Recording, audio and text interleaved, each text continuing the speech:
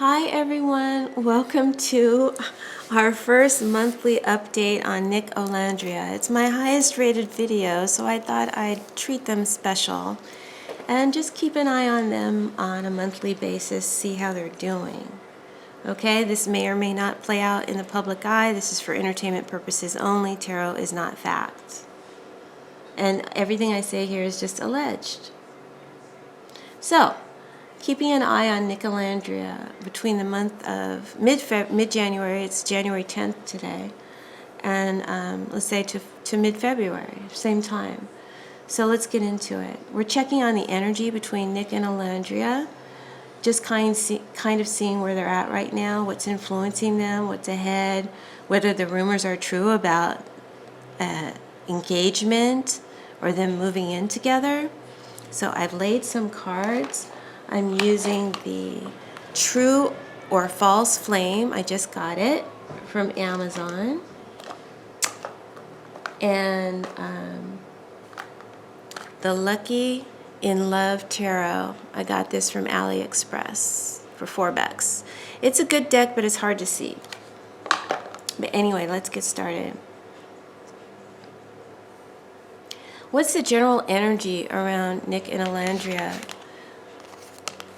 in the month of January to mid-February? So we see sexual chemistry. It's pretty straightforward, right? These two are still really into each other, and that's not in question. There's passion here. Physical chemistry is still off the charts. It's mutual, and it isn't just a fan projection or editing from the show. They're still feeling each other. But the Emperor changes things a little. This isn't chaos or messy lust. It's stability. Someone, probably Nic, is trying to play the Emperor role, right? He's trying to hold this whole thing down. I'm a grown man. I know what I want. I feel like he's trying to anchor things with Olandria, lead it a bit more, or be very protective over her. So overall, it's not just sex between them. There's sex with structure. There's real connection here, and it's being taken seriously, even if people don't see that from the outside. Sorry about the glare. Give me a minute, and I will do something about that. I'll be right back.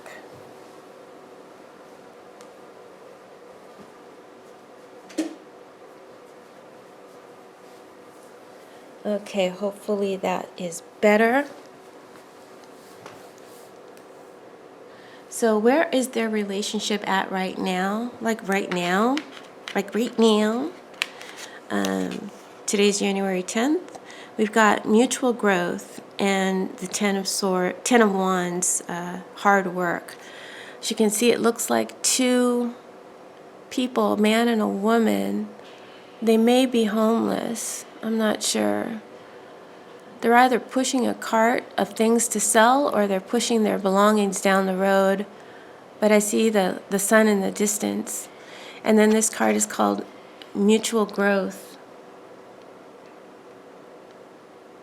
So I think this is, I think that they are growing together. It's,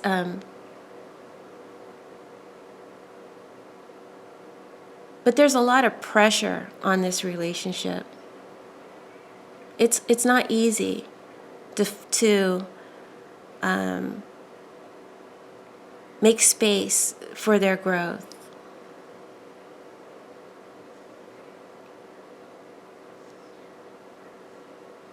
And they're finding out what they're really made of as a couple. It hasn't been an easy road. It's been a hard road, like walking uphill. And but the sun is still out, so they're not giving up, and the light is shining on their relationship. So they're learning how to support each other while dealing with all the pressure and the strain and outside noise. Even the attacks and the weight on it of it they're starting to feel the weight of it, but they're pushing through it together, right? And they're growing together. They both want this relationship to grow. Okay, that's good. What's influencing or challenging the relationship in January, or mid-January through mid-February? Sorry, I just got inspired to do this reading today, so we'll try to approach it again in February, from the beginning of February, instead of mid-February. I'm not sure yet. So what's influencing or challenging the relationship? We've got best friend, and this is clarified by betrayal, the Seven of Swords, and unique bond. This is like an additional card. It's the number 23. So this must be an additional card that this deck added. There was no book that came with it, so this must be an additional card, because there's only 21 major arcana. So maybe they added a couple of major arcana, I'm not sure. I didn't go through the deck. I'm seeing it new, just like you are. So anyway, this is where we kind of things get a little bit messy. The best friend energy here is actually really good energy. It means they're trying to build the foundation of their relationship, that mutual growth. They actually like each other outside of all the showmancy. But the Seven of Swords is shady. It's sneakiness. It's private agendas. All right? And sometimes private agendas are just private agendas. They're things people want to keep to themselves.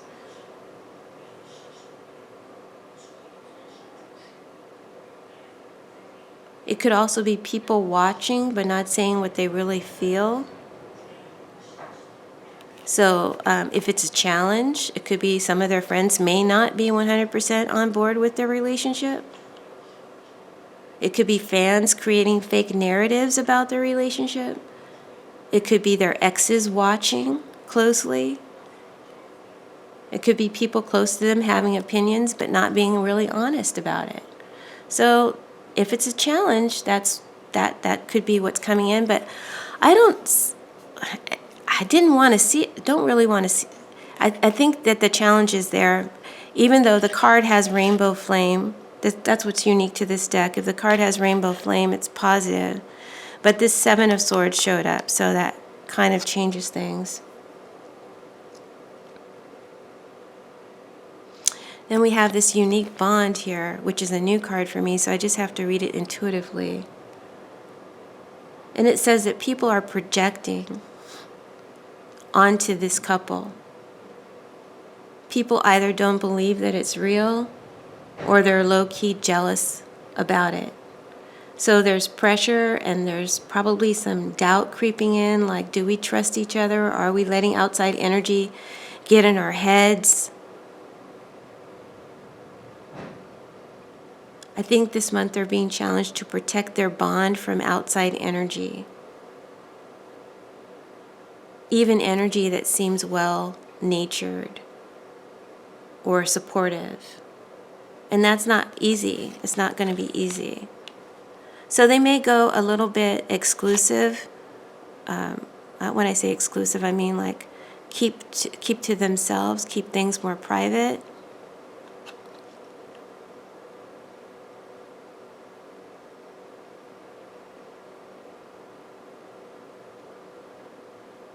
I see people wanting to make money on their relationship.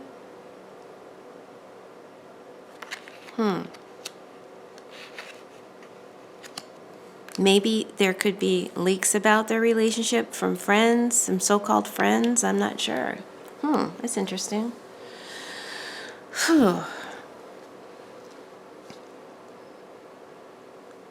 But I do feel like they're working on their bond, and like in terms of their relationship, they're working on developing their bond, and their friendship is important for them to have a strong friendship foundation outside of the sexual chemistry. Okay? So where is this headed? We have chasing potential, clarified by the Five of Coins reversed, and the Queen of Swords, the strategist.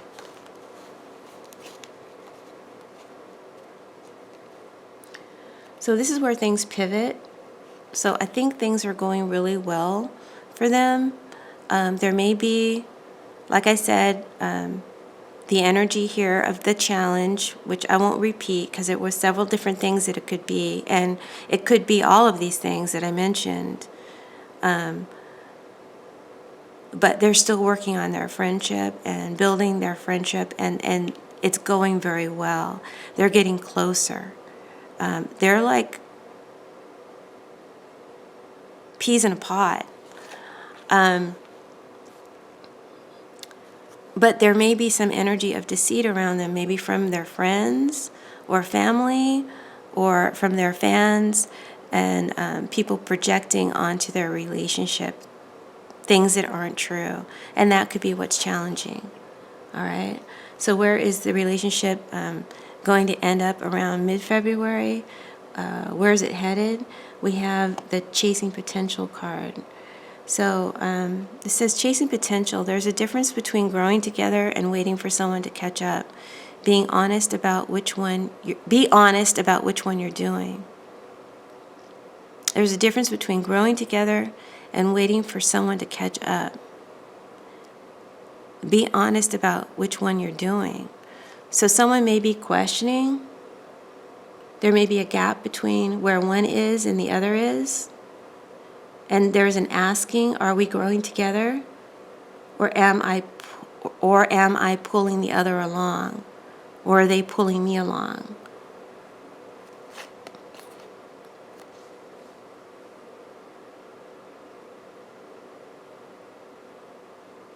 With the Five of Coins reversed, this shows a shift.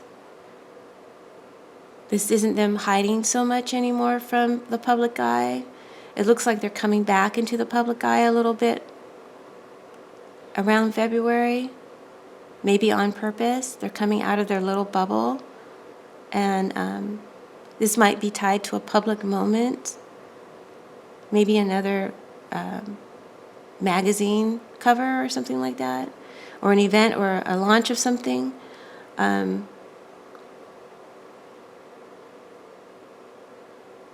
But with the Queen of Swords here, behind that move, she's strategic. So this could be Elandria stepping into her power and saying, this is how we move now. Or it's someone on their team helping them navigate their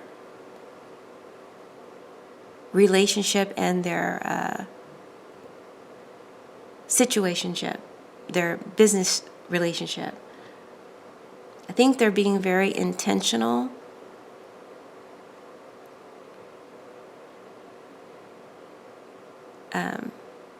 in what they put out.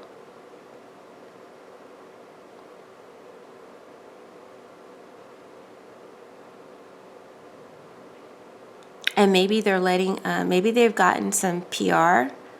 I mean, I'm sure they have PR, but there's some more strategy behind them coming out and into the public eye. There's some kind of strategy behind it. But then we have chasing potential. There's a difference between growing together and waiting for someone to catch up.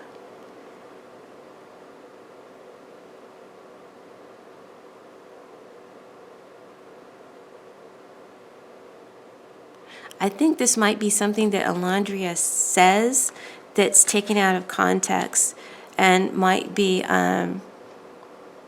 have people questioning where the relationship is at in February based on something she says.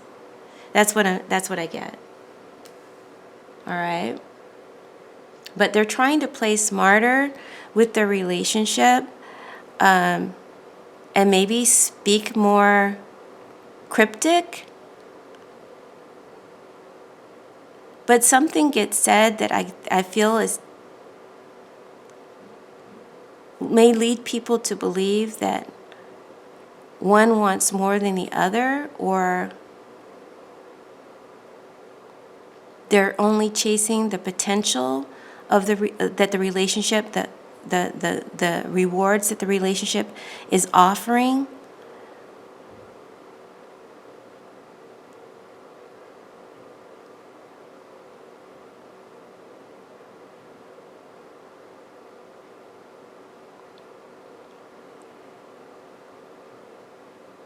It could even be that one of them is actually questioning, am I just chasing the potential here? Or am I really, honestly, are we really doing this?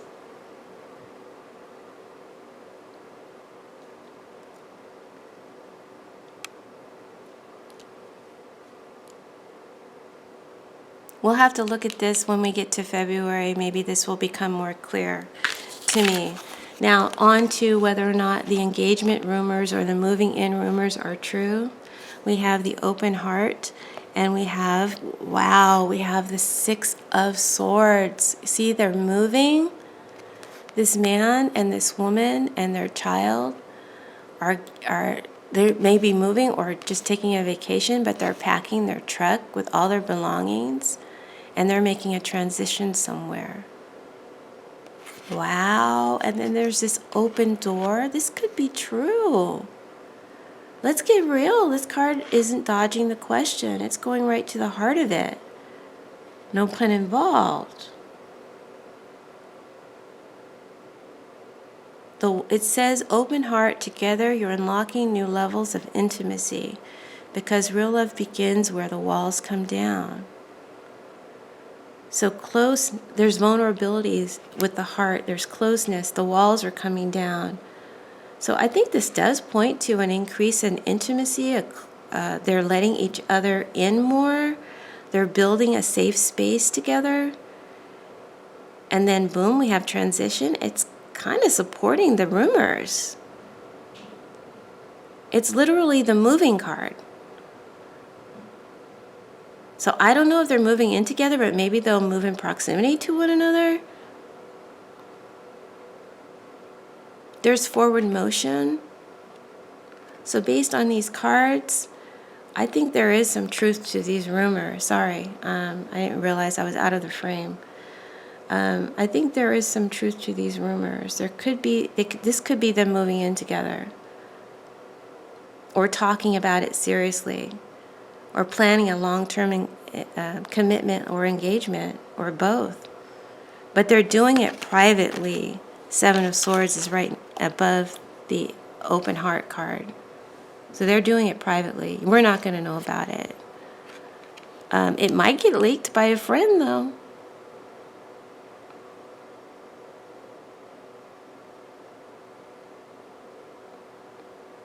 So that's what I see, guys, in these cards. Again, this is my first time using these cards, both decks. So you'll have to forgive me if I'm off or if it doesn't play out. But let's see. There may be some truth to these rumors, because look, it's the move card is right underneath this unique bond card, which looks like a wedding. I don't believe it, but that's what the cards are saying. So that's what I will report. I hope you enjoyed the reading, everyone. All right, let's just have fun with it, okay? Let's just roll with it and see, just play with it and see what happens. I might use a different deck next time around, something I feel more reliable with. But I feel like I'm putting myself out there saying this, but that's what I get. The only part I'm not clear on is what's happening here. Future in February. I think what I said is likely to, the energy itself is likely to play out. I just don't exactly know how. All right, thanks for tuning in. Bye.